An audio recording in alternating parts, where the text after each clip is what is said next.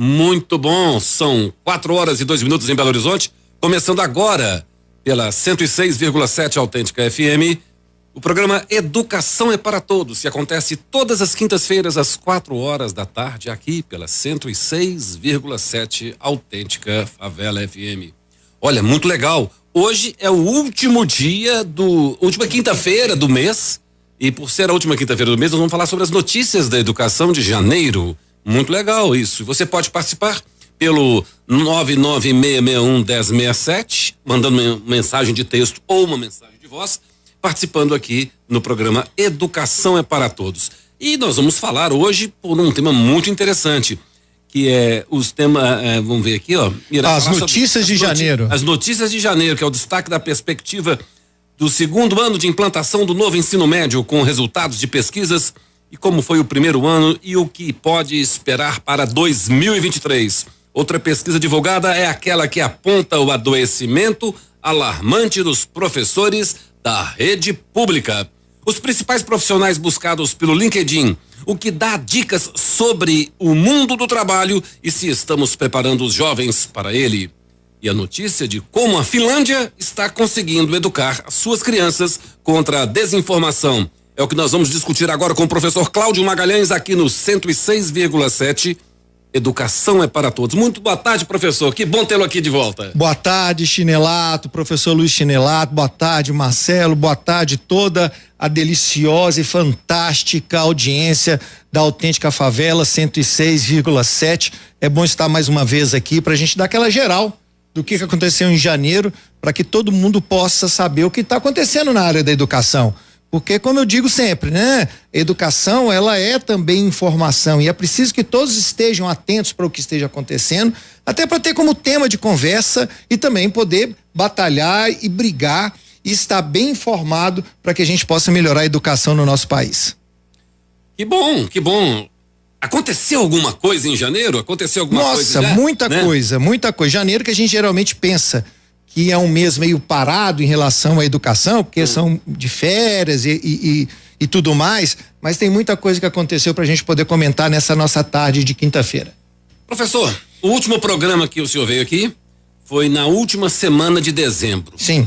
E foi falado aqui sobre o ensino médio. Parece que esse tema continua agora em janeiro. Pois é, rapaz, continua. A gente foi lá na última vez que eu estive aqui para fazer aquele balanço de 2020 e as perspectivas para 2023. E uma das coisas foi em relação ao ensino médio, que teve seu primeiro ano de implantação do novo ensino médio em 2022. E aí a gente levantou uma série de questões de como é que isso podia ficar. Acontece que ainda bem, esse assunto parece que vai pegar no sentido da discussão. E aí você já tem hoje uma série de discussões, inclusive algumas pesquisas que aconteceram no ano passado, para ver o que aconteceu. Infelizmente, a gente não tem lá grandes boas notícias não, sabe? Mas antes da gente começar a falar sobre o que teve como resultado desses levantamentos do ensino médio no ano passado, desse primeiro ano de implantação, eu quero lembrar mais uma vez o que é esse novo ensino médio. Porque o primeiro grande problema do ensino médio, pessoal, está sendo a falta de informação. Eu até vou tirar um pouco o peso sobre isso, porque na realidade ele foi implantado, a ideia dele ser implantado a partir do ano passado, 2022, mas vamos combinar que o momento de preparação era os anos anteriores. E nos anos anteriores nós tivemos uma pandemia. Então, realmente teve muita complicação para a implantação de um projeto que é extremamente inovador, muito importante para o país, mas que ele já começou com o problema da defasagem, tanto de professor quanto de todas as estruturas por conta da pandemia. Inclusive o salário, né? Isso aí nós vamos até falar sobre isso também. No levantamento que você falou sobre que nós vamos discutir das notícias, faltou uma que eu acabei esquecendo de mandar para você, que é a promulgação do novo teto salarial dos professores, que foi realizado pelo MEC em janeiro. Mas nós vamos falar disso daqui a pouquinho. Inclusive então, do Fundeb também. E aí, o que acontece? A gente tem que falar um pouco sobre esse ensino médio, porque na realidade o grande problema que a gente tem hoje é a falta de informação. Afinal de contas, o que é esse novo ensino médio? Rapidamente, gente, o grande problema do ensino médio é que você tem hoje uma rapaziada que está muito antenada no mundo todo através das novas mídias sociais e que na realidade o conhecimento está ali à mão. E esse jovem que já está, digamos assim, para qual é a função da escola? A função da escola é trazer conhecimento e apresentar esse sujeito para o mundo. Fazer com que ele interaja com esse mundo, com essa sociedade, entenda as regras, que ele seja um cidadão, que ele contribua.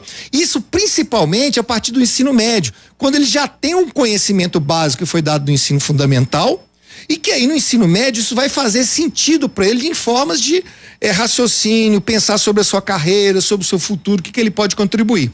Só que antigamente, antes das grandes redes sociais e do conhecimento chegar por todos os lados, o conhecimento só chegava pela escola, né? O ensino médio, ele reforçava esse conhecimento, transformando esse conhecimento que era concreto, lá do ensino básico, né? Do ensino fundamental, aliás, em pensamento abstrato, que era lá no ensino médio. Então a gente ia aprender trigonometria, ia aprender aquela biologia que a gente não consegue enxergar, ou seja, tudo que a gente não conseguia enxergar, a gente colocava ali no ensino médio para as coisas fazerem sentido. Só que hoje não precisa mais a gente ter aulas enormes sobre o que é um genoma. Se você colocar lá escrito genoma no Google, provavelmente ele vai te dar uma aula sobre isso. E aí os jovens, né, começaram a sentir que não fazia muito sentido esse ensino médio, porque tudo que é ensinado ali, ele consegue achar em outro lugar. E uma parte daquilo que ele ensina, ele não tem o menor interesse de saber, porque a rapaziada, a partir dos 15 anos, ele já percebe qual que é a vocação dele, viu, Luiz? Aquilo que ele acha que ele já vai fazer, né? Que se ele é mais pro lado das matemáticas, se ele é do lado da biologia, se ele é do lado das humanas, ele já consegue perceber isso. Então aquele sujeito que gosta da matemática, eu não via muito sentido em sobrecarregar ele em uma disciplina que ele não fazia sentido para isso. E não quer dizer que no novo ensino médio você não tem aquela abstração, a capacidade de ter pensamento crítico e abstração dos conteúdos. E aí, qual que era o dilema? Como eu continuo o desenvolvimento de abstração, mas ao mesmo tempo eu passo um conhecimento real para que esse jovem possa desenvolver a sua vocação. Aí, alguns exemplos que aconteceram em países no exterior, principalmente os países nórdicos europeus, e também a Alemanha, alguns outros países, eles foram nessa história. Primeiro, vamos fazer o seguinte, vamos mapear as vocações. E aí eles perceberam que existiam as vocações dos estudantes, né? Nesse sentido, agora então nós vamos pegar essas vocações, vamos botar aquelas disciplinas que são básicas e fundamentais. Não pode faltar matemática, não pode faltar português ou a língua natal do sujeito e alguns conhecimentos básicos da sociedade. Beleza, mas a gente pode direcionar ele para que ele consiga ser motivado, que ele consiga se sentir que efetivamente aquele conhecimento dele faz sentido. E aí foram desenvolvidos e o Brasil pegou esse exemplo e trabalhou isso aqui para desenvolver esse novo ensino médio. Que é baseado, rapidamente dizendo, ele é baseado no que eles chamam de itinerário formativos. O que é isso? O jovem escolhe entre 4 linhas de formação, 5 na realidade, né?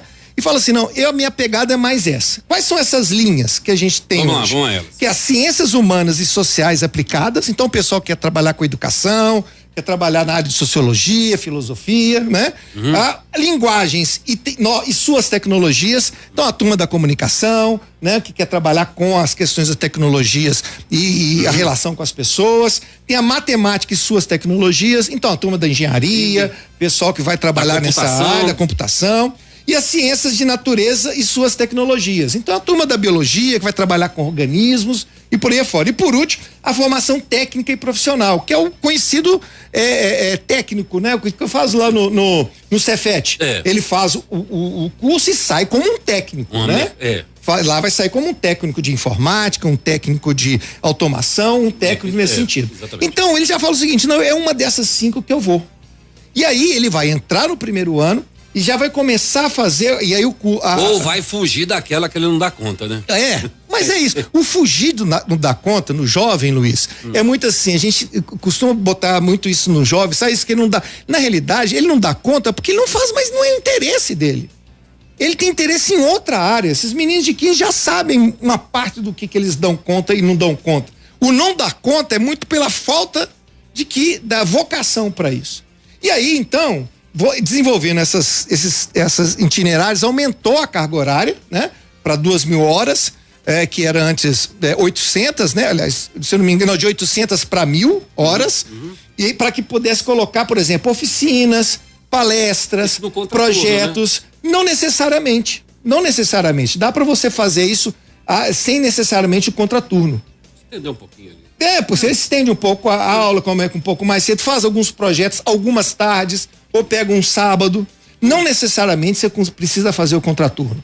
Porque, na realidade, você aumentou de 800 para 1.000 e você pode ter mais horas, você pode fazer projetos que não são na sala de aula. Online. Né?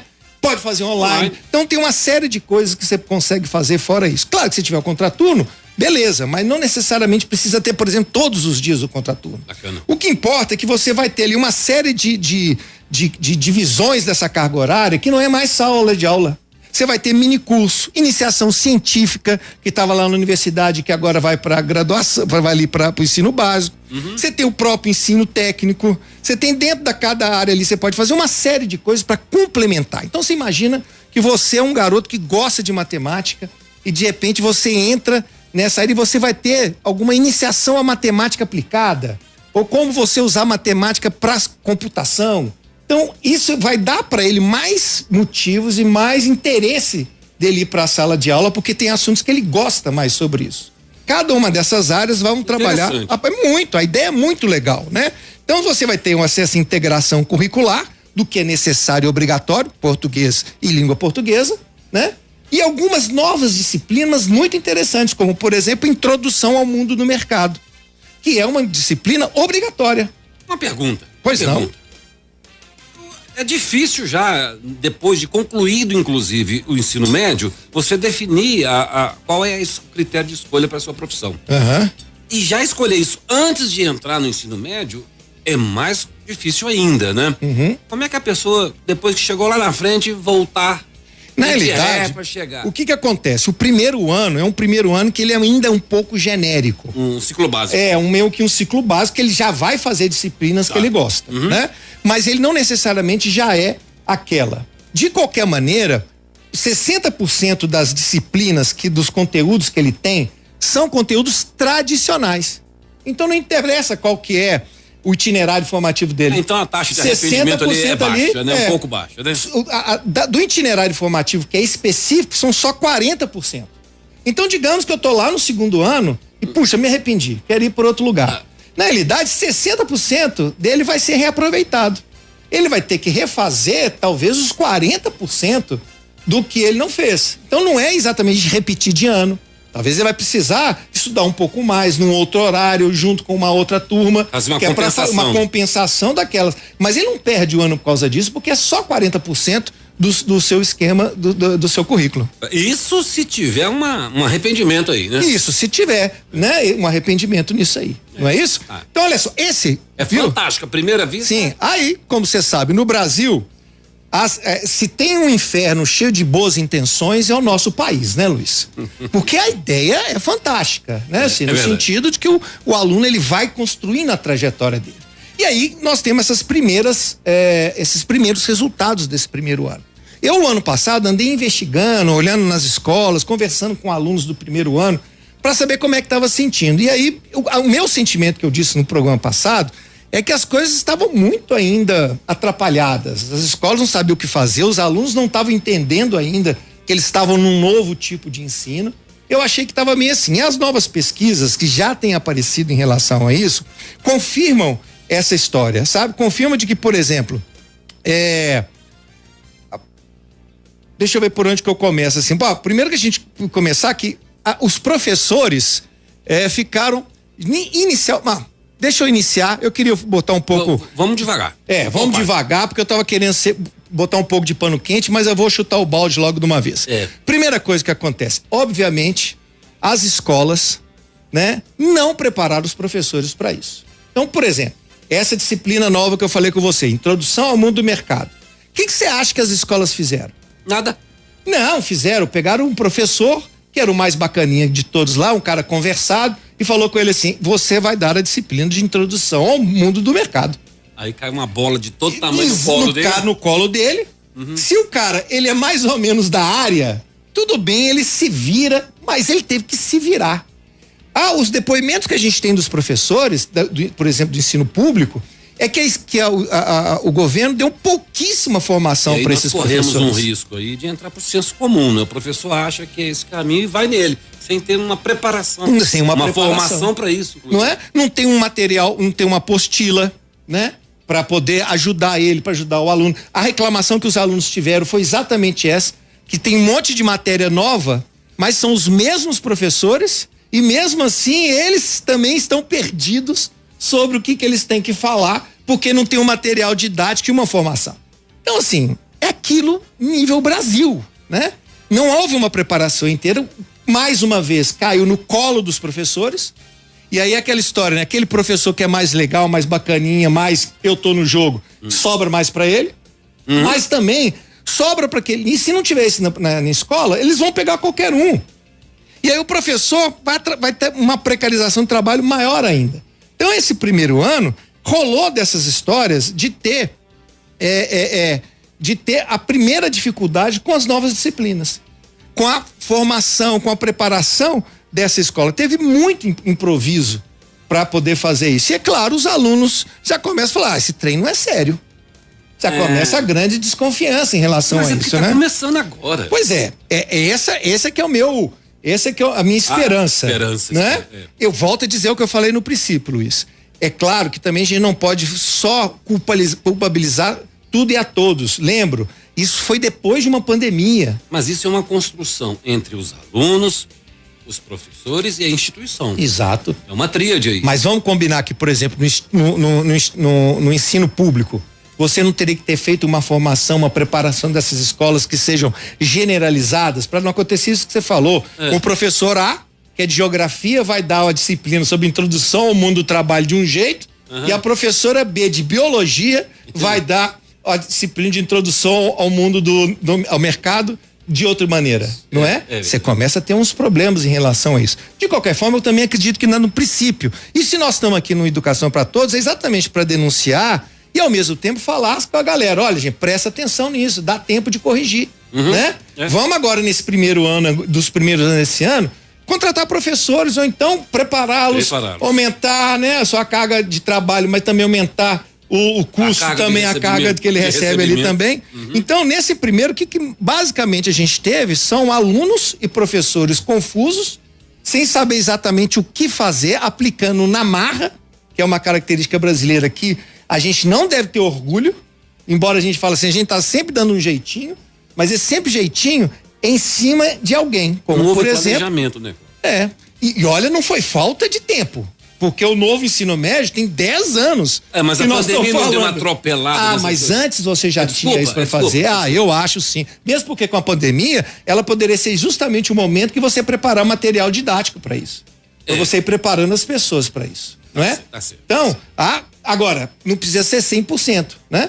De qualquer maneira, tem tempo. Estamos aí enrolando. Esse primeiro ano dá para poder trocar. O problema é que, como sempre, quando essas coisas estouram na mão do mais fraco. E quem que é o mais fraco na comunidade acadêmica? Geralmente é o professor.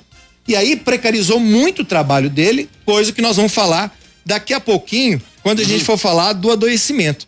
Mas só lembrando, né? Só pra gente terminar esse ponto, assim, de mostrar o seguinte, que você então gerou existe uma grande insegurança, e como é que a gente resolve o problema de segurança? Na minha opinião, 90% da insegurança você resolve com informação.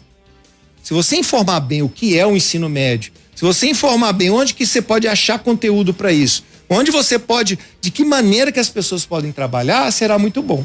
Porque as queixas dos alunos também em relação a isso, tudo bem, nós estamos falando aqui da matemática, mas na biologia é preciso, por exemplo, laboratórios, ou pelo menos equipamentos que você vai fazer, por exemplo, nós vamos estudar um coração em 3D. Tem que ter um laboratório. Tem que ter um computador para poder fazer isso. A turma de comunicação e novas linguagens e novas tecnologias. Como é que você vai fazer isso se você não tiver o laboratório de acessibilidade, né? Teve uma aluna que eu li numa reportagem dizendo que bacana, começou bem, mas o laboratório ficou trancado até novembro. Aí fica difícil, né? Agora isso vai respingar lá no Enem, né? Essa é uma coisa importantíssima, que é a grande preocupação dos alunos, viu, Luiz? Porque você tá falando assim, se eu tô inseguro agora, como é que vai ser o Enem? E o Enem é um grande problema, porque o Enem mesmo, até nesse momento, não disseram como é que vai ser. Disseram lá no projeto de 10 anos atrás que vai existir um Enem diferente. Subdividido, né? Categorizado. Você imagina, dá para fazer do jeito que dá hoje? Não dá. Uma prova para todo mundo. Não. Vai ser injusto, né? Se cada um tá fazendo uma hora, você tem que ter. Eu vou estar melhor preparado para algumas áreas e despreparado para outras. Então não pode ser assim. Só que ainda não rolou pelo MEC ainda exatamente como eles vão fazer. A promessa é que seja dito quais serão os parâmetros no segundo semestre deste ano. Mas promessas você já sabe, né? A gente tem que ficar sempre com o pé atrás. E uma coisa importante que eu queria falar com vocês também é que geralmente a gente tem essa pegada assim, mas o público é muitas vezes diferente do privado. O que eu notei? Eu notei que as grandes escolas, as mais caras... Primeiro, Cláudio, me diga uma coisa. Essa mudança do novo ensino médio, ela aconteceu no ano de 2022 no ensino privado? Não, é tudo. Tudo. É uma política de Estado pro país, para a educação do país. Beleza? E como é que foi a aderência disso aí? Pois é, não tem aderência, tem que fazer. Não vou fazer. A única diferença que tem das escolas é que as escolas podem optar em fazer os 5 itinerários formativos ou só um. Ela especializa numa. Ela pode se especializar em uma, como por exemplo as escolas técnicas. Polemig, não, eles só vão fazer a parte do curso técnico. Eles não vão oferecer as outras 4. Mas já era assim. Já era assim. Então eu só estou dando um exemplo. Mas, por exemplo, uma outra escola pode falar o seguinte, não, por exemplo, as escolas que são ligadas às igrejas, elas podem falar o seguinte, podem dizer o seguinte, não, para mim não fica economicamente viável eu colocar ciências da natureza, porque eu tenho que construir laboratório, não sei o quê. Não, eu vou me especializar em ciências humanas e linguagens e fazer só essas 2. Porque lembra o seguinte, para cada uma desses itinerários, eu tenho que ter laboratório, eu tenho que ter professor formado, eu tenho que ter material didático, eu tenho que ter especificidade. Que é estudar na escola pública e tem a vocação para uma área que não tem escola perto dele, ele vai ficar prejudicado. Esse é um grande problema que eu não sei ainda como é que vai ser feito pelas escolas públicas. Porque nesse primeiro ano não tinha opção. Todos têm que oferecer tudo, né? Porque é o primeiro ano, ele tem que oferecer tudo. Aí, como é que vai ser? Será que as escolas estaduais e federais vão fazer essa distinção? A princípio não deveria ser feito. E se for feito, tem que fazer essa questão da logística muito bem feita que você falou, não é? A escola daqui, mas a escola pode oferecer 2 ou de lá. Essa é uma questão pra gente ver como é que vai rolar. Mas as escolas podem fazer essa opção. O que eu percebi é que as escolas caras, as top de linha em Belo Horizonte... As privadas. Né? Não, porque temos que distinguir as privadas de privadas. Você tem privadas de vários níveis. Você tem a privada top do top, que vai pegar a classe AAA, né? Não é nem a nata, é o requeijão da sociedade, né? E você tem as médias, que é para classe média, e você tem muitas escolas privadas que são para classe C e D, que são as escolas de bairro. São as escolas que atendem um público que não consegue ir para a escola pública ou que não quiser. Então, quando a gente fala privado, a gente geralmente só remete às escolas Benoli da vida. Você tem uma cadeia de escolas privadas que é muito maior do que só a meia dúzia de... entre a pública e a privada. Exatamente. Então, você tem essas escolas. Então, o que eu percebi? As escolas caras, elas sim estão adiantadas. Beleza, vou oferecer tudo, tá uma maravilha. Já andaram fazendo desde 2020. No entanto, as escolas privadas, médias e de pouca arrecadação, estão na mesma vibe das escolas públicas. Sem saber como fazer, como é que vai botar isso no preço, sem poder aumentar muito, porque se ela aumentar muito, ela perde essa evasão escolar. Então, é um problema que não está fazendo muita distinção. Por outro lado, também, entre privado de aumentar, não aumentando a mensalidade, você vai poder ter esse risco de evasão, porque na sua escola privada não tem a vocação que eu quero. Pois é. Então você tem tudo isso ainda para ser visto esse ano, vai ser uma pesquisa muito interessante para a gente acompanhar aqui no Educação para Todos. Agora, como é que tem essa solução? A solução é que eu estava dizendo assim, é 90% de informação. É a gente informar bem os pais, informar bem os professores, os coordenadores de curso, os educadores, os donos e os alunos. E aí, aquelas escolas buscarem essa informação, porque ela está divulgada na internet. Você consegue achar muitos cursos, por exemplo, muitos exemplos de escolas que já estão implantando projetos, mini cursos para essas linhas, para esses itinerários formativos. Então dá, mas assim, as pessoas precisam correr um pouco atrás, mas através da informação. Eu acredito que seja mais isso. Por exemplo, como você citou o Cotemig, ele tem uma vocação na área de eletrônica, na área de informática, há décadas. Sim. Então ele tem uma facilidade de lidar com essa Estão. Mas você tem algumas outras escolas que não tem, mesmo sendo privadas. Saber. Eu tô muito curioso. A gestão escolar aí vai ser Vai ser uma coisa, eu tô muito curioso para ver como é que isso vai ser resolvido, tanto em nível da população. Você pensa em gestão de negócio. Isso, em gestão de negócio, né? Eu tô muito curioso, tanto do setor público, como é que vai fazer essa gestão pública desse ensino médio, assim como as instituições privadas, como é que elas vão fazer essa gestão de negócio de cada uma delas. A coisa pra gente poder ver aí. Vamos lá. Eu queria saber, Cláudio, você falou assim, olha, o senhor falou sobre precarização do trabalho dos professores. Daí saiu uma pesquisa em janeiro. O que foi isso? Caramba, Luiz, olha só. A gente já sabia disso, né? Mas confirmou. Teve a revista Educação em Revista lá da UFMG, ela saiu uma pesquisa que é do Ralph Martins, da Ana Araújo e da Marina Morim, que chama Adoecimento dos Professores a partir do vínculo de trabalho, que foi um estudo que foi feito pela Fundação João Pinheiro e que fez um estudo ali dos professores em 2016 a 2018, por isso que isso é muito assustador, porque foi antes da pandemia, né? E você tinha ali os professores designados, vamos lembrar para quem não sabe, né? O professor designado não é um professor concursado. Ele é chamado para poder ir lá dar as aulas, etc e tal, e ele não é concursado. E você teve um número que foi assustador. O que aconteceu? Você teve ali muito mais pessoas, né? Muito mais essa turma da precarização, ou seja, essa turma designados foram tão precarizados, por assim dizer, né? E foram da precarização mesmo. E você teve ali teve uma precariedade, você teve ali as mais longas, você teve um número enorme de professores designados que eles tiveram menos licenças médicas. Mas, com compensação, quando eles tinham licença médicas, elas eram mais longas. Aí você fala assim, gente. Adoecimento mesmo. E aí, olha por que isso aconteceu. Vou repetir. Os professores designados têm menos licenças médicas do que os concursados. Em compensação, as suas licenças são mais longas. Né? E por quê? E a pesquisa descobriu, professor Luiz, que olha só, primeiro, a precariedade da contratação é o principal foco. Eles ficam tão preocupados em não sair do trabalho, porque eles sabem, se eles pegarem licença médica, eles podem não ser designados da próxima vez, ou serem menos designados. Eles ficam pedindo aula para poder pagar as contas dos boletos. Eu quero ser e aí, mesmo doente, eu vou continuar trabalhando. Vou resistir. E aí, quando ele adoece pra valer. Adoece pra valer. Não é uma coisa triste da gente ver? Então você vê que esse vínculo precário da designação, né?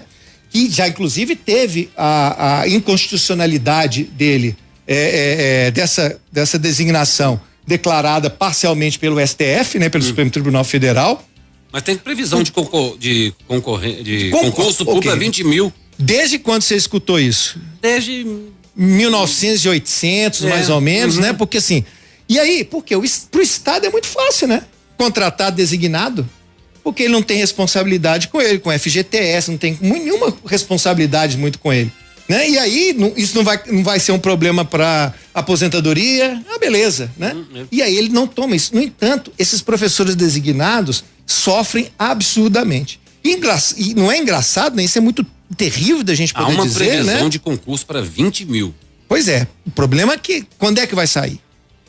Até sair, ninguém vai para a aula, né? Não Alguém precisa dar aula. Quem que tá dando aula? Os designados. Também com os concursados. Agora, não podemos também tirar o problema dos concursados, não. Teve uma pesquisa em outubro do ano passado em que apontou que Minas Gerais e Belo Horizonte teve o afastamento de 24 mil professores durante o ano.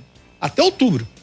24 do estado e de Belo Horizonte. Você sabe que o estado de Minas Gerais é o maior empregador do Brasil. Justamente porque tem o maior número de escolas, de professores, inclui também municípios, a saúde e a segurança. Então, é um grande empregador. E é realmente difícil para a máquina administrar essa quantidade de gente. Mas não tem cuidado muito bem deles, né? Porque se você tem 24 mil pessoas que adoecem dentro da sua máquina, aí, em vez da gente ficar pensando assim, puxa vida, esse é um número relativamente pequeno em relação à massa, mas são 24 mil que tem que substituir, tem que pagar o tratamento médico, tem que fazer uma série de gastos. Substituir ou não, né? Ou sobrecarregar o outro, para que o outro também vai ficar doente daqui a pouco também, não é? Exatamente. Você tem uma série de coisas que vão acontecendo que ele pode até ter essa quantidade de empregados, viu? Mas é um mau empregador pela essa quantidade de gente doente que tem ficado. Olha aqui, são 4 horas e 32 minutos. Você está acompanhando aqui pela 106,7 Autêntica FM. O programa Educação é para Todos, que acontece todas as quintas-feiras às 4 da tarde. E nas últimas quintas-feiras do mês, a presença do meu querido professor Cláudio Magalhães para discutir um tema sobre educação, trazendo as notícias que houve para educação. Você pode participar através do 996611067, mandando uma mensagem de texto ou mandando uma mensagem de voz. Cláudio, vamos continuar? Vamos lá. Isso tudo ainda quer pagar imposto de renda? Pois é, você acredita que a gente ainda tem, na realidade é o seguinte, né? Eu vou falar aqui um pouquinho antes sobre a questão do teto salarial que eu tinha prometido para você no princípio, né? Então, esse mês saiu o teto salarial reajustado do MEC para os professores no Brasil todo. Foi um reajuste mais ou menos de 15% e hoje, portanto, o teto é de 4.420 para 40 horas. Para 24 horas? Não, para 40 horas semanais, tá? 4.420. Ele saltou então de 3.845 e 63 para 4.420. E para 24 horas? É menos? Tem que fazer o cálculo, né? O negócio é que eu fui fazendo umas contazinhas de padaria e aí eu pensei, bom, vocês trabalham 40 horas por semana, não tô nem contando aqui o descanso remunerado, tá? Tô botando só em horas trabalhadas 176. Se eu colocar um pouquinho mais, vai diminuindo mais ainda. Mas esse cálculo dá por hora trabalhada R$25 por hora trabalhada. Sério. Nada contra. Eu como mais de R$25 por hora. Eu nada contra, né? Eu vou cortar cabelo, eu pago isso. Não é que o cabeleireiro, o barbeiro tá ganhando bem, não. Na realidade, ele ganha o que deve ser justo. Mas o conhecimento que o cabeleireiro tem para cortar o cabelo é de experiência do dia a dia, mas não é 4 anos de licenciatura, não é inclusive o trabalho, porque se é 4 horas, essa hora é hora de sala de aula, ou de coordenação, ou de coisa dentro da escola. Nós temos ali 20%, em alguns lugares, 20% de remuneração para atividades extra classe. Mas nós que somos professores... Temos que preparar a aula. Sabemos que a gente não é para cada 1 hora que você usa 20 minutos. Geralmente é o contrário. Né? Você tem para cada hora, no mínimo, outra hora que você prepara a aula. Pesquisa. Que você pesquisa, que você corrige prova. Elabora prova. Elabora exercício. Corrige exercício. Então, esses 20%... não significa o efetivo trabalho para isso. Então, por mais que alguém possa dizer o seguinte, não, 40 horas, 4.000... Gente, para a principal profissão do Brasil, do país, do mundo, que é o professor, ainda é muito pouco para isso. Claro que a gente fica muito feliz que cada vez aumente mais, né? Esses 15% a princípio foi acima da inflação. Maravilha, mas nós temos que continuar nessa pegada de cada vez mais valorizar esse trabalho, inclusive financeiramente, para que o professor não tenha que trabalhar em 3, 4 escolas para poder pagar o seu boleto, né? Então, assim, nunca, né? É só essa hora trabalhada. Você tem muito mais atividades, como o Luiz falou, de pesquisa, de outras coisas. E além do mais, um dos grandes problemas disso, Luiz, é que isso é o MEC, o que ele fala? Ele fala assim, isso aqui é a base, mas os estados não são obrigados a fazer. Ou quando são feitos, eles chiam muito. Claro que eles têm algumas represárias se eles não fizerem. Mas pra você ter ideia, somente dos nossos 27 estados, mais o Distrito Federal, só 10 estados dão esse piso. Só 10 estados no Brasil. E olha que doido. Vou dizer quais são, você vai ver, quero que você note aí qual que é o padrão. Então, os 10 estados são Amazonas, Ceará, Espírito Santo, Maranhão, Mato Grosso, sendo que Mato Grosso é esse salário para 30 horas, não é para 40. Então, ele é mais valorizado, né? Também a Paraíba também é 30 horas. Você tem Mato Grosso do Sul, Roraima, Sergipe e São Paulo. São os 10 estados. Se você notar bem como é que essa nossa elite desse país me tira do sério, você percebeu que só tem 2 estados da parte mais rica do país. Sudeste, da parte mais rica do país, que é Sudeste e Sul, eu tenho só 2 estados, Espírito Santo e São Paulo. Então, quando eles vêm chorar, mas é porque não tem dinheiro. Como assim? Se o Nordeste, que é o Norte e o Nordeste, que são a parte mais pobre do país, conseguem bancar os seus professores, e não por acaso a melhor educação do Brasil está nos estados do Nordeste? Como é que pode ter isso? Isso é um negócio que me deixa numa indignação de pensar como é que a nossa elite é estúpida nesse sentido, de que nos lugares onde tem mais dinheiro se paga mais mal o professor. É um negócio triste. Das capitais, pra você ter ideia, na realidade esse pagamento é muito do estado e do município, né, que ficam aí protestando, etc. Também só temos 9 que estão pagando, que é a Brasília, Manaus, o Rio de Janeiro, São Paulo, Belo Horizonte. Belo Horizonte, na realidade, ele tem uma porcentagem, é diferente o cálculo, porque eles não têm esse 40 horas, tal. Mas se você fazer o cálculo de porcentagem, de acordo com o G1, ele fica dentro do piso. Rio Branco, olha lá, Campo Grande, Cuiabá, aliás, João Pessoa, e só tem 30 pessoas. Olha que maluquice isso, cara. Como é que você pode ter essa desvalorização dessas pessoas? E quando a gente lembra, quando você vê o estado... Tem nada no sul. E a prefeitura... No sul nada, né? Que você só tem Rio de Janeiro e São Paulo e Belo Horizonte, nada no sul. E aí, você lembra que na campanha, todos os políticos, prefeitos, governadores, que é o que estão reclamando agora que o piso tá alto, qual que é a primeira coisa que eles falam? Não, nós vamos melhorar a nossa educação. Educação é prioridade do nosso governo. E sequer conseguem pagar. E aí, quando você falou do imposto de renda, além de tudo, eles ainda têm que pagar imposto de renda. Os professores têm que pagar imposto de renda. E aí eu convido você, professor, você, educador, você que gosta da educação, tá rolando uma campanha no e-Cidadania. O e-Cidadania é onde coloca todos os projetos de projetos de lei. E tem um projeto rolando desde o ano passado, aliás, desde 2021, que é para isentar o professor de pagar imposto de renda. O que eu acho extremamente justo, já que ganha mal, mas que pelo menos então não paga o imposto de renda. Dá uma aliviada, né? Não é? Dá uma aliviada. Então, assim, e a gente está precisando que as pessoas votem nesse projeto para que possa ter um número significativo para poder sensibilizar o Congresso para isso.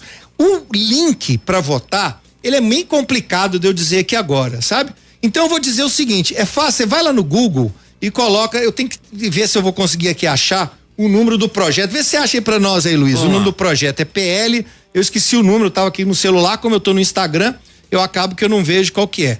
E aí, que é o projeto para isenção de imposto de renda para professor. Você pode botar isso lá no Google. Projeto de PL, isenção. Proposta isenta remuneração dos Olha o número para mim, por favor. Que aí, você procura lá e aí clica no link para que você possa votar nele, para que possa sensibilizar, para que pelo menos esse projeto passe lá e o professor fique isento do imposto de renda. Ok? Ok. Vamos partir para a próxima pergunta. Enquanto eu respondo, você procura para mim o número do PL lá para nós, tá bom? Vamos mudar um pouquinho de assunto? Vamos. Saiu uma pesquisa aí sobre 25 atividades que o mercado do trabalho mais precisa para 2023, né? O que isso implica na educação? Olha só, o LinkedIn soltou agora em janeiro uma pesquisa de quais são os 25 cargos que mais a plataforma. O LinkedIn, para quem não conhece, é uma plataforma de emprego que tem na internet. E hoje o cálculo que se faz é que 80% das pessoas que são empregadas são buscadas por essa plataforma. Então eles têm condição de falar o seguinte: olha, os cargos mais procurados que a gente tem aqui foram lá indicando que vão bombar em 2023 esses 25 cargos. Eu não vou passar todos os 25, porque são muito grandes, né? Os nomes, etc. Mas eu consegui ver que tem 3 blocos importantes de cargos que estão sendo necessários totalmente agora em 2023. Um primeiro bloco de 11 cargos são cargos que são na área de TI, coisa que eu e o Luiz estamos falando que há tempos, né? De que hoje é fundamental o letramento e a alfabetização no digital. Você precisa hoje de todas as pessoas na área da tecnologia. gente que faz design, gente que vai construir softwares, tem gente que vai fazer engenharia de computação, tem gente que vai fazer manutenção. Então, qualquer área que for nesse que você está mexendo com a área de computação, de internet, de informática, essa é uma área hoje que está necessitando cada vez mais de profissionais assim. Um segundo bloco que também me chamou bastante atenção, para mim foi uma surpresa, tinha ali 10 cargos mais ou menos, é a turma do marketing digital e comunicação.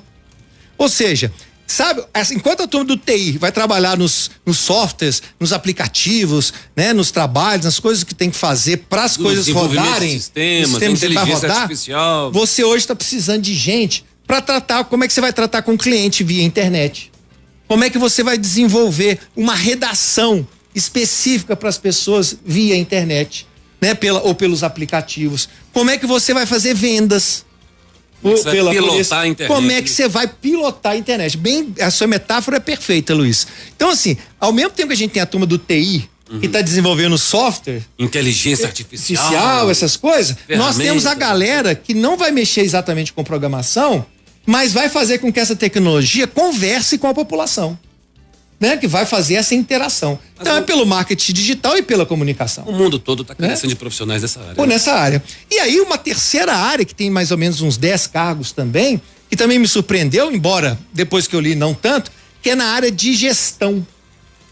Na área de gestão, que a gente fica pensando, toma da administração, ninguém vai mexer mais com isso, vendas, não tem mais. Não, ao contrário, gestão de vendas, gestão do cliente, gestão de projetos, gestão gestão do negócio. Na verdade, é uma profissionalização de todas as profissões, né? Exato. E você precisa ter preparação para gerir o negócio, seja ele qual for. Exato. Se você for abrir uma oficina mecânica, você precisa de gestão. Se você for abrir uma padaria, você precisa de gestão, né? E olha que metáfora boa que exemplo bom que você deu.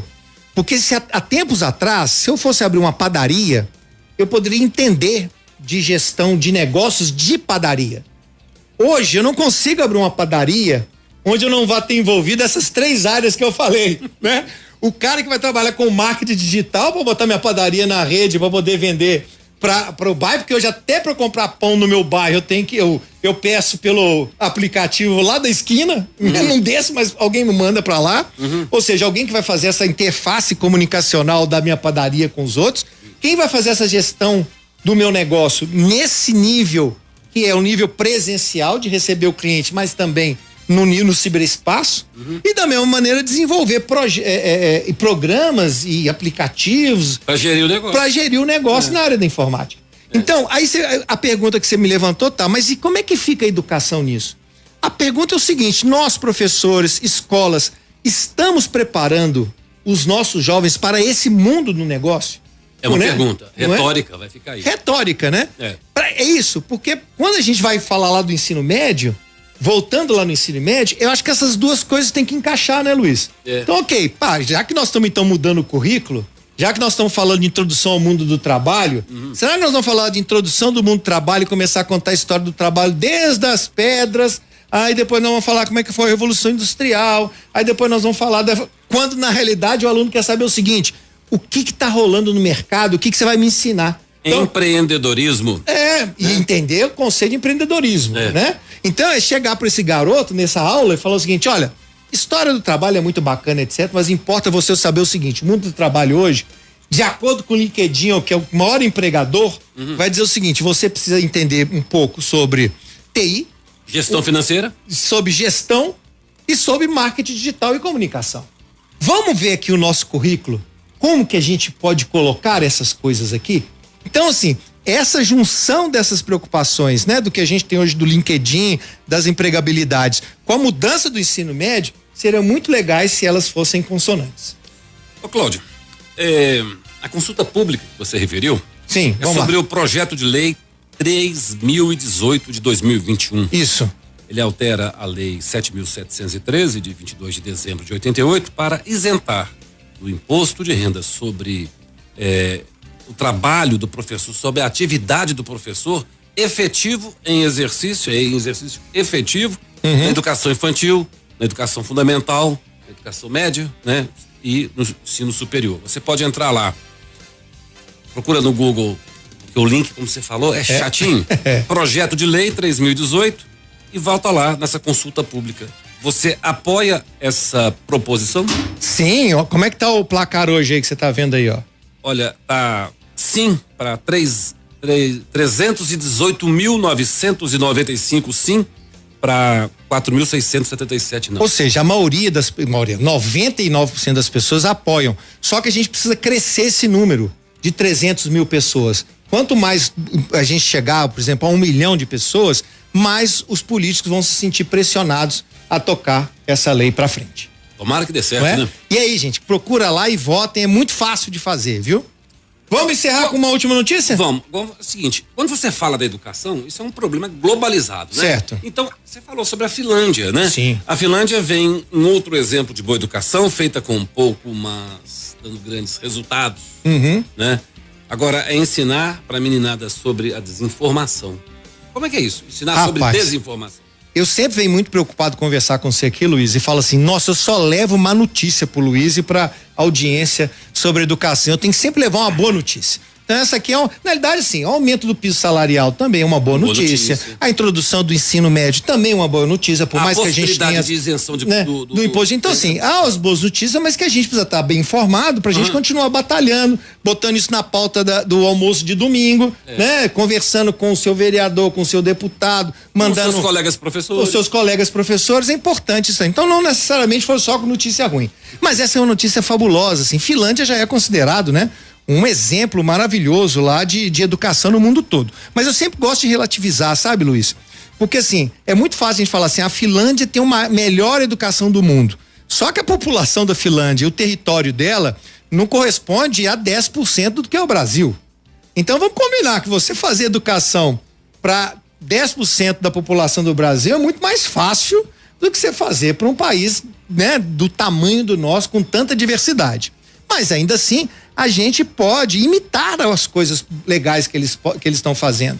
E esse exemplo que eu vou dar aqui agora, eu acho que ele é perfeitamente imitável, da gente poder fazer isso no dia a dia. Então vou dizer o que é, olha só, você tem hoje na Finlândia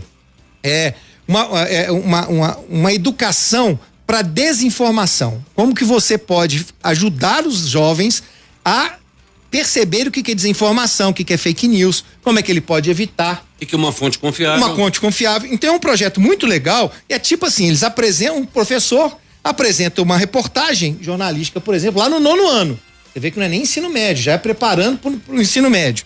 E aí pega esse texto e pergunta pro pessoal, gente, você sabe qual que é o objetivo desse texto? Você sabe qual que é, quem, como, quem é que escreveu isso? Então, por exemplo, digamos que alguém filma, ou então pega o nosso conteúdo aqui e leva para questionar isso em sala de aula. Gente, você sabe quem que é o professor Cláudio, quem que é o Luiz, o que esses caras estão falando? Qual que é a confiabilidade que eles têm? Então, uma das coisas que vai dar confiabilidade é, primeiro, ó, eles estão na rádio autêntica Favela FM. É uma rádio educativa, é uma rádio comunitária. Então, certamente a rádio não ia se colocar duas pessoas lá, picareta para falar dessas coisas. Mesmo porque não ia ser dessa maneira. Segundo, bom, deixa eu dar uma olhadinha lá no vamos, o que a gente tem que fazer? Vamos lá no currículo do professor Luiz e no professor Cláudio. Não, esse currículo desses caras ok. O que ele tá falando? Eles estão botando dados e dizendo a fonte? Então, então esse dá tipo pra ir lá na fonte e achar e tá lá? A fonte é segura? Então, eles passam credibilidade para vocês, alunos. Então, assim, esse tipo de pergunta que nós estamos usando, para nós é fácil, mas no caso de uma reportagem jornalística, eles colocam isso. Então, eles, por exemplo, estão fazendo uma coisa fantástica, que é analisar os vídeos do TikTok. Então, olha que bacana, você chegar um professor, gente, o que tá bombando no TikTok? Aí o menino fala assim, tá bombando isso aqui, ó, não sei o que mais, tal. Se é uma notícia, bota isso em debate. Por que você acha que isso é verdadeiro? Você acha que é verdadeiro? Como é que acontece? E aí certamente vai ter uns alunos que eu falo, não, isso não é verdadeiro, não, eu já vi outros, não sei das quantas. Ou seja, você abre um debate e você com isso consegue aprender a identificar notícias falsas. Entende? Então assim, botando isso, essa conversa, e olha que interessante, eu falando de fonte, né? O Instituto Open Source, que é da Bulgária, o Instituto fez uma pesquisa com 41 países europeus. A Finlândia ficou em primeiro lugar em resiliência contra a desinformação. Então não é à toa, o projeto está funcionando. Claro que o sistema educacional da Finlândia já é muito bom, Mas o esforço de ensinar sobre o fake news e sobre a desinformação é óbvio que botou a Finlândia nesse patamar. Essa ideia da alfabetização midiática, aliás, nós vamos trazer aqui um professor para falar sobre alfabetização midiática no Educação. Educação é para Todos, que é que não importa, isso assim, essa alfabetização midiática não importa qualquer disciplina. Você consegue colocar isso lá. Então, por exemplo, você consegue incluir em qualquer coisa. Vamos pegar um exemplo agora, esse caso do Daniel Alves. Uhum. Um professor de educação física não podia introduzir essa conversa e falar assim, gente, por que no caso estão tanto destaque pro Daniel Alves, sendo que o esporte, em geral, você tem muitas denúncias de assédio sexual dentro das academias, você tem dentro dos vestiários, isso dentro não vai das escolas. Dentro das escolas, isso não vai para grande empresa, não tem essa bomba. O que acontece com o esporte para ele ter esse destaque quando é uma pessoa e não tem quando é coletivo? Olha que interessante, que é uma coisa que eles estão discutindo, você desvia do foco do espetáculo e transforma para isso. Então, essa ideia de você fazer uma alfabetização midiática, ela cabe em qualquer disciplina. Na biologia, você pode discutir sobre a questão do fake news. Uhum. Na história da vacina, do fake news da vacina. Uhum. Na história, você pode discutir sobre a questão dos acampamentos, da ditadura. Na geografia, você pode discutir, né, a fake news por exemplo, agora estão falando, vai ter uma moeda comum, né? E aí, vamos discutir isso na geografia? Então, tudo pode ser discutido nessa alfabetização, pode ser feito em qualquer disciplina. E olha que resultado interessante. Por conta disso, tem pesquisas que indicam, pessoal, que 76% dos jovens da Finlândia consideram os jornais impressos e digitais tradicionais confiáveis. Então eles já foram ensinados a saber quais são os jornais que ele pode confiar. Enquanto que você vê nos Estados Unidos, hein? Só 34%. Então o que a gente tem que preocupar, né? Assim, tem uma coisa legal na Finlândia também, os professores têm autonomia para preparar essas aulas. Então o professor de história vai preparar do jeito que ele acha adequado para falar de fake news, o professor de biologia, o professor de educação física, como esse exemplo que a gente deu. O que a gente tem que lembrar, Luiz, que os adolescentes e os jovens, né? Eles não sabem identificar notícia falsa. Eles estão ali no meio da internet e tal, e nesse momento físico deles, é o pico das teorias conspiratórias. É difícil para todo mundo. Mas pro adolescente, o mundo tá contra ele. Então, os pais estão contra ele, os amigos, e não sei o que seja. Ele tá numa mudança hormonal e social que ele consegue enxergar a teoria conspiratória em qualquer lugar. Então, eles são mais suscetíveis a identificar uma notícia falsa como se ela fosse verdadeira. Mas a boa notícia é que, a diferente de nós mais velhos, eles têm uma capacidade de mudar muito maior do que a nossa, justamente porque eles são ávidos por informação e conhecimento. Então, do mesmo jeito que você chegar, ele vai falar, e você fala, isso aqui eu vi aqui no TikTok, essa notícia falsa. Se chegar um professor que ele gosta, que ele acredita e fala assim, isso não é verdadeiro, que ele confia, ele muda de opinião, ao contrário da gente que não, eu vou pegar meu ponto de vista, a terra é plana, eu vou defender até no final do mundo que a terra é plana. Então eles conseguem modificar. E uma coisa legal que tem acontecido, e aí não é só na Finlândia, você deve conhecer casos assim, que quando eles têm essa coisa de aprender, eles ensinam os mais velhos. Não é legal? É verdade. E aí é o próximo assim, quanto que eu já vi, né? O Daniel não, isso aqui é falso, pai. Olha o que tá acontecendo aqui. Não vai nessa onda. Né? Então, assim. Pra cima de mim? Não vai rolar. Não. Então, assim, isso é muito legal se a escola conseguir fazer isso. Claro que é uma dica também pros pais, né? Pra eles poderem fazer isso também. É muito bacana. Eles, ao mesmo tempo, eles são suscetíveis às teorias conspiratórias, mas eles também são suscetíveis ao conhecimento e à vontade de aprender. As notícias falsas são baseadas na mediação do computador. E muitas pessoas mais velhas não têm muita afinidade com essas questões aí de phishing, de cair em golpes, né? Por isso, né? Isso, a gente vê isso, né? Então, assim, a gente sabe que tem um declínio da capacidade de leitura, né? Hoje você realmente tem. É engraçado, você vê que assim, a gente vê aí que caem em golpe todo dia na internet. Mas os jovens mesmo, você não vê caso assim, você já percebeu? Bom, uma boa pesquisa ser feita, né? É mais esperto. Ou também não tem dinheiro pra cair no golpe também, né? Mas tem golpe de tudo, né? É verdade. Então, só pra gente encerrar, a gente realmente sabe que tem hoje um declínio nos jovens de leitura, eles têm menos atenção dirigida deles, assim, então eles são muito mais afetados pela atenção periférica, aquela que acontece todo momento. Vamos falar o que é atenção dirigida e atenção periférica? A atenção dirigida é essa, que você tá fazendo um esforço tremendo aí do outro lado para poder me escutar e não tá querendo prestar atenção na pessoa que caiu ali na frente, no barulhinho da chave da casa. Essa atenção periférica é aquela que fica puxando o tapete da gente o tempo todo. E a atenção dirigida é aquela que a gente presta atenção porque isso é importante para nós. E tem um esforço. No caso do jovem, o tempo inteiro ele está sendo estimulado pela atenção periférica. Um vídeo agora, etc. Ele está estudando e tem uma outra coisa, etc. E aí? E Então a gente sabe que é isso, né? Que você tem lá. O adolescente já não é muito da atenção dirigida e além do mais você está perdendo a capacidade. Então é importante, né? Você levar isso, levantar esse debate, continuar conversando, pegar esse exemplo da Finlândia e trazer essa alfabetização midiática para dentro da casa e para dentro da escola, né? Para fora dos muros da escola. É isso aí. Ô, Cláudio, muito obrigado por ter vindo aqui mais uma vez. Rapaz, é um prazer. Eu espero que na última quinta-feira de fevereiro, se é que a gente vai ter o programa, porque tem o carnaval. Eu não sei quando é o carnaval. Carnaval é pra lá, pra fevereiro. Depois a gente vê. A gente vê. Mas quinta-feira não é carnaval lugar nenhum, né, filho? Né? Nem, ou é depois do carnaval ou é antes do carnaval, filho. Se o nosso programa fosse numa terça-feira, você podia ver, não tem desculpa. Na quarta. A gente pode vir de ressaca, mas que a gente vê, a gente vem.